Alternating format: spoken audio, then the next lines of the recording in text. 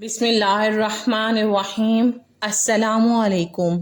मोहतरम नाज़रीन, मुख्तार बिन अबी उबैद सकफ़ी उन चंद हुक्मरानों में शामिल हैं जिन्होंने बन्नो उमैया के खिलाफ तलवार उठाई, और ये अब्दुल मलिक बिन मरवान का ज़माना था कि जब मुख्तार सकफ़ी को कूफा पर तसल्लुत हासिल हुआ। ये ताबईन में से था और उसके वालिद हज़रत अबू उबैद सकफ़ी रसूलुल्लाह सल्लल्लाहु अलैहि वसल्लम के मशहूर सहाबी थे। मुख्तार ने 66 हिजरी को हुकूमत वक़्त के खिलाफ तलवार उठाई और ये कसम खाई कि अगर मैं किसी भी ऐसे शख्स को कत्ल ना करूं जो करबला के वाक़े में मुलव्विस था तो मुझ पर खुदा की लानत हो। मोहतरम नाज़रीन, यही वो कसम थी कि जिसने मुख्तार सकफ़ी को मकबूलियत की बुलंदियों पर पहुंचा दिया।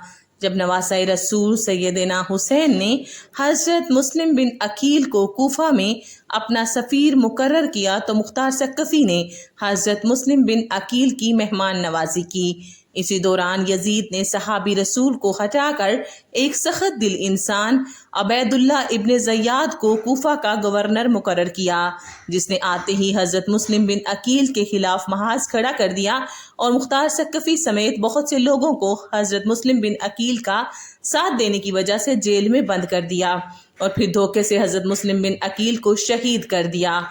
मुख्तार सकफ़ी जेल में इसी आस पर था कि नवासा रसूल हज़रत सैयदना इमाम हुसैन के आते ही कूफा के हालात ठीक हो जाएंगे, लेकिन बदकिस्मती से ऐसा ना हुआ और बिलाहिर वो वाक़या पेश आया कि जिसे तारीख लिखते हुए भी खून के आंसू रोती है। सैयदना हुसैन को शहीद कर दिया गया। इस वाक़े के तकरीबन 6 साल बाद मुख्तार सकफ़ी ने कूफा पर हुकूमत बनाई और कसम खाई कि वाक़े करबला में मुलव्विस तमाम किरदारों को जहन्नुम वासिल करूँगा। मुख्तार ने कुछ लोगों की मदद से 6000 लोगों के नामों की फहरिस्त तैयार की जो कि वाक़े करबला में यजीदी फौजी थे, और तैयार कर लिया कि उनमें से किसी को जिंदा न छोड़ेगा, उन्हें इबरत का निशान बना देगा। मोहतरम नाज़रीन, आइए इस फहरिस्त में से कुछ बड़े लानतियों की मौत का जिक्र करते हैं जो कि मुख्तार के हाथों इबरत का निशान बने। सबसे पहले उमर बिन साद की बात करते हैं। उमर बिन साद करबला में इमाम हुसैन और असहाब को बेदर्दी से शहीद करने वाले लश्कर का सिपा सलार था। मुख्तार ने उमर बिन साद को कत्ल करने का अज़्म किया और कहा, मैं बहुत जल्द इन सफ़ात के आमिल शख्स को कत्ल कर दूंगा कि जिसका कत्ल ज़मीन व आसमान और उसके तमाम रहने वालों के लिए खुशनुदी का बाहिस होगा। हुसैन नामी शख्स उस मजलिस में बैठा हुआ था। वो मुख्तार की बात समझ गया और अपने बेटे अरियान को उमर बिन इब्ने साद के पास भेजा और उसे खबरदार कर दिया। दूसरे दिन उमर बिन साद अपने बेटे हफ्स, जो कि जंग करबला में भी उसके साथ था, उसे मुख्तार के पास भेजा ताकि उसके साथ गुफ्तगू करे।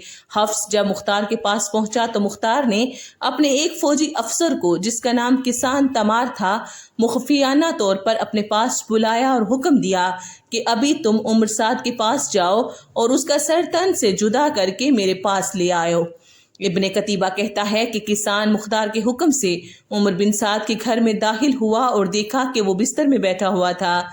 जब उसने किसान का हशरनाक और गजब आलूद चेहरा देखा तो अपनी मौत का यकीन कर लिया और चाहा कि उठकर अपनी जगह से भागे, लेकिन लिहाफ में उसका पांव फंस गया और वो बिस्तर के ऊपर ही गिर गया और किसान ने बगैर कोई मोहलत दिए उसे वहीं कत्ल कर दिया और उसका सर तन से जुदा कर दिया, और यूं उसकी जिंदगी का आखिरी जिल्लत आमेज वर्क और नगीन बाब खत्म हुआ। किसान जब उमर साद का मनुष्य सर लेकर मुख्तार के पास आया तो मुख्तार ने उमर के बेटे हफ्स को मुखातिब करके कहा, इस कटे सर के मालिक को जानते हो? उसने कहा, हाँ। और उसके बाद जिंदगी में कोई बलाई नहीं? मुख्तार ने कहा, हाँ, तेरे लिए वाकअन जिंदगी फायदामंद नहीं रही, और हुक्म दिया कि हफ्स का सर भी तन से जुदा करके उसके बाप के सर के साथ रख दिया जाए। उसके बाद मुख्तार ने कहा, उमर साद का सर हुसैन के बदले और हफ्स का सर अली अकबर के बदले, लेकिन फौरन अपने जुमले की तरदीद करते हुए कहने लगा, हरगिज़ नहीं, खुदा की कसम कभी ये बराबर नहीं हो सकते, बल्कि अगर मैं कबीला कुरैश के 3/4 हिस्से को कत्ल कर दूं तब भी हुसैन बिन अली की उंगली की एक गिरा के बराबर नहीं हो सकता। پھر مختار نے دونوں کے سر سیدنا علی شیر خدا کے بیٹے حضرت محمد بن حنفیہ کے پاس پیش دیے۔ دوسرا بدبخت خولی بن یزید تھا جو کہ مختار کے ہاتھوں کتے کی موت مرا۔ یہ خولی وہی شخص تھا کہ جس نے نیزے پر حضرت سیدنا مولانا امام حسین کا سر انور چڑھایا اور کوفہ کی گلیوں میں پھرا کر ابن زیاد کے دربار میں لے جا کر خوب انعام و اکرام حاصل کیا۔ بعض روایات تو یہ بھی ہیں کہ اسی نے سیدنا حسین کو آخری نیزہ مارا تھا۔ کوفہ پر حکمران بنتے ہی مختار ثقفی نے اپنے کوتوال ابو عمرہ کو چند فوجیوں کے ساتھ خولی بن یزید کی گرفتاری کے لیے بھیجا۔ ان فوجیوں نے آ کر خولی کے گھر کو گھیر لیا۔ جب خولی کو علم ہوا تو وہ چھپ گیا اور اپنی بیوی سے کہا کہ تم ان فوجیوں کو کہنا کہ مجھے خولی کے بارے میں کچھ پتہ نہیں ہے۔ کوتوال نے اپنے فوجیوں کو کہا کہ خولی کی گھر کی تلاشی لو تاکہ پتہ چل سکے کہ خولی گھر میں ہے یا نہیں۔ خولی کی بیوی وہی تھی جس نے سیدنا امام حسین کے سر انور سے پوری رات محبت کی تھی اور وہ خولی پر ناراض تھی۔ جب سپاہیوں کو خولی نہ ملا تو بیوی نے ہاتھ کے اشارے سے بتایا کہ خولی وہاں چھپا ہے اور منہ سے کہنے لگی کہ خولی گھر پر نہیں۔ خولی سر پر ایک ٹوکرا لیے چھپا ہوا تھا اور اس کو گرفتار کر کے جب لے آ رہے تھے کہ راستے میں ہی مختار ثقفی مل گیا۔ وہاں ہی مختار نے خولی کے گھر والوں کو بلا کر سب کے سامنے اس کے سر کو جدا کر دیا تھا، پھر اس کو آگ میں پھینک دیا۔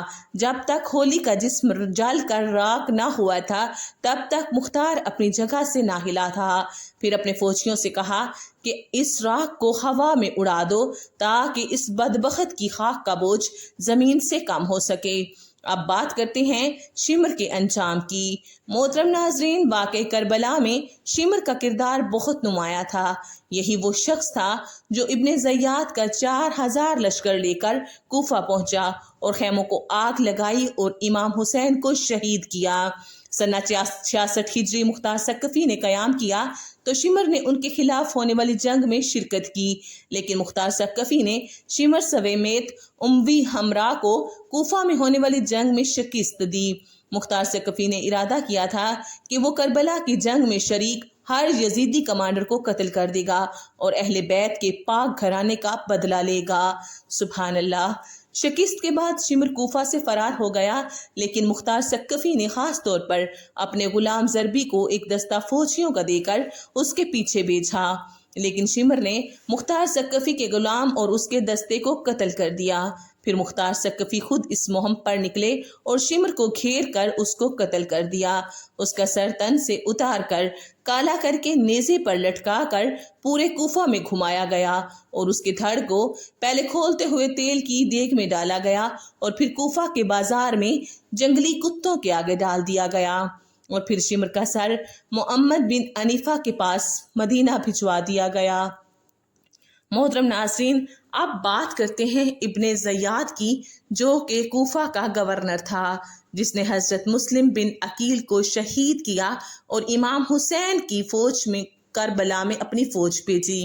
اسی کے حکم پر پانی بند کیا گیا اور اسی کی خط کی روشنی میں کربلا کا واقعہ وقوع پذیر ہوا۔ مروان کی حکومت میں ہی سلیمان بن سرد خزاعی نے توابین قائم کیا کہ جو کوفے کے توبہ کرنے والوں پر مشتمل تھے، جو نواسۂ رسول حضرت امام حسین کی شہادت کا بدلہ لینا چاہتے تھے۔ مروان نے ابن زیاد کو ہی توابین کے مقابلے کے لیے بھیجا۔ 65 قمری میں مروان کی موت واقع ہو گئی، لیکن ابن زیاد نے پیش قدمی جاری رکھی اور عین الوردہ کے مقام پر توابین کو شکست دے دی۔ اس کے بعد ابن زیاد جزیرہ کے شہروں کو ماتحت لانے میں مشغول ہو گیا۔ پھر اس نے مختار عاملین کے تابع موصل پر حملہ کیا۔ مختار کے طرفدار تکریت میں اکن نشینی اختیار کی اور مختار بن ثقفی کو اس حملے سے آگاہ کیا۔ مختار نے اپنی سپاہ بھیجی جس نے ابن زیاد کی بھیجی ہوئی فوج کو شکست سے دوچار کیا۔ چنانچہ مختار ثقفی کے لشکر کی کامیابی کے بعد ابن زیاد نے بدلہ لینے کے لیے ان پر حملہ کیا، جبکہ اس بار مختار ثقفی نے ابن زیاد کے مقابلے کے لیے ابراہیم بن مالک اشترا کو بھیجا۔ چنانچہ دریائے خاصر کے ساحل کے نزدیک موصل سے 5 فرسخ کے فاصلے پر عراقیوں اور شامیوں کی بہت بڑی جنگ ہوئی، جس میں محرم 67 ہجری کو ابن زیاد نے شکست کھائی، جہاں پر ابن زیاد کا قتل ہوا۔ عبید اللہ ابن زیاد اور اس کے ساتھیوں کے سر تن سے جدا کر کے مختار ثقفی کے پاس بھیجے گئے، جن کو عبرت حاصل کرنے کے لیے ایک اسی مسجد اور اسی جگہ پر رکھا گیا جہاں سیدنا حسین کا سر اقدس رکھا گیا تھا۔ اب یہاں ابن زیاد کے سر کے ساتھ ایک نہایت غیر معمولی واقعہ پیش آتا ہے کہ جس کو سن کر آج بھی دشمنان اہل بیت کانپ اٹھتے ہیں۔ یہ واقعہ جامع ترمذی میں ہے، 3780 پر درج ہے۔ حضرت عمارہ بن عمیر تابعی بیان کرتے ہیں کہ جب مختار ثقفی کی فوج کی جانب سے جنگ کے بعد یزید کے عراقی گورنر عبید اللہ ابن زیاد اور اس کے ساتھیوں کے سر کاٹ کر لائے گئے تو ان سروں کو ایک قطار میں مسجد میں لوگوں کی عبرت کے لیے رکھ دیا گیا۔ حضرت عمارہ فرماتے ہیں کہ جب میں مسجد میں پہنچا تو لوگ کسی خوفناک شے کو دیکھ کر کہہ رہے تھے، وہ آیا، وہ آیا۔ اچانک میں نے دیکھا کہ ایک سانپ جو سروں کے درمیان سے گزرتا ہوا عبید اللہ ابن زیاد کے نتنوں میں گھس گیا اور تھوڑی دیر اس کے سر میں رکا، پھر منہ سے نکل کر غائب ہو گیا۔ کچھ دیر بعد دوبارہ شور برپا ہوا، وہ آیا، وہ آیا۔ حضرت عمارہ تابعی بیان فرماتے ہیں کہ اس طرح اس سانپ نے 2 یا 3 بار یہ عمل دہرایا۔ حکیم بن طفیل طائی نے عباس علمدار کے لباس پر قبضہ کیا تھا۔ امام حسین رضی اللہ تعالی عنہ کو تیر مارے تھے۔ مختار نے اپنے سپاہیوں کو ان کی گرفتاری کے لیے بھیجا تو جب وہ اس کو پکڑ کر لا رہے تھے تو اس حکیم کے گھر والے عدی بن حاتم طائی کو، جو کہ حاتم طائی کا بیٹا تھا، اس کے گھر والے اس کے پاس گئے۔ انہوں نے کہا کہ تم مختار سے سفارش کرو۔ مختار عدی کے ساتھ بہت ہی عزت کے ساتھ پیش آیا۔ مختار نے اس کو بٹھایا۔ عدی نے اپنے آنے کی وجہ بتائی تو مختار نے کہا کہ آپ محمد صلی اللہ علیہ وآلہ وسلم کے نواسہ کے قاتلوں کے بارے میں سفارش کرتے ہیں۔ اس نے کہا کہ حکیم پر جھوٹا الزام ہے۔ مختار نے کہا کہ اچھا، ہم اس کو چھوڑ دیں گے۔ سپاہیوں کو راستے میں ہی معلوم پڑ گیا تھا کہ عدی حکیم کی سفارش لے کر مختار کے پاس چلا گیا ہے، اس لیے سپاہیوں نے راستے میں ہی حکیم کو قتل کر ڈالا تھا۔ اس کو نشان عبرت اس طرح سے بنایا گیا کہ اس کو ایک کمرے میں بند کیا گیا تھا۔ اس سے کہا کہ تم نے عباس ابن علی کے کپڑے اتارے تھے، ہم اپنی زندگی میں تیرے لباس کو اتارتے ہیں۔ سپاہیوں نے اس کو اندھا کر دیا تھا۔ پھر کہا کہ تم نے حسین ابن علی کو تیر مارا تھا، ہم بھی تجھ کو تیر مارتے ہیں۔ یہ کہتے ہی انہوں نے تیر مار مار کر حکیم کو قتل کر دیا۔ کربلا میں ان لوگوں نے حضرت امام حسین رضی اللہ تعالی عنہ اور ان کے ساتھیوں کے ساتھ طرح طرح کے ظلم کیے ہیں۔ جو لوگ میدان کربلا میں سیدنا امام حسین کے مقابلے میں گئے، جس نے مولا حسین یا ان کے ساتھیوں کو شہید کرنے کی جرت کی، ان سب کو مختار ثقفی نے بہت بے دردی سے جہنم واصل کیا، اور یقیناً وہ اب بھی جہنم کا ایندھن ہی بن رہے ہوں گے۔ ایک روایت کے مطابق 6000 کوفی مختار کے ہاتھوں ذلت کے ساتھ قتل ہوئے۔ ان کے علاوہ بھی بے شمار لوگ طرح طرح کے عذاب میں مبتلا ہو گئے تھے۔ تاریخ چیخ چیخ کر بتا رہی ہے کہ ان میں سے کوئی نہیں بچا تھا۔ جس نے اس دنیا میں ہی سزا نہ پالی ہو، ہر کسی کو بری سے بری سزا اور عذاب کا سامنا کرنا ہی پڑا تھا۔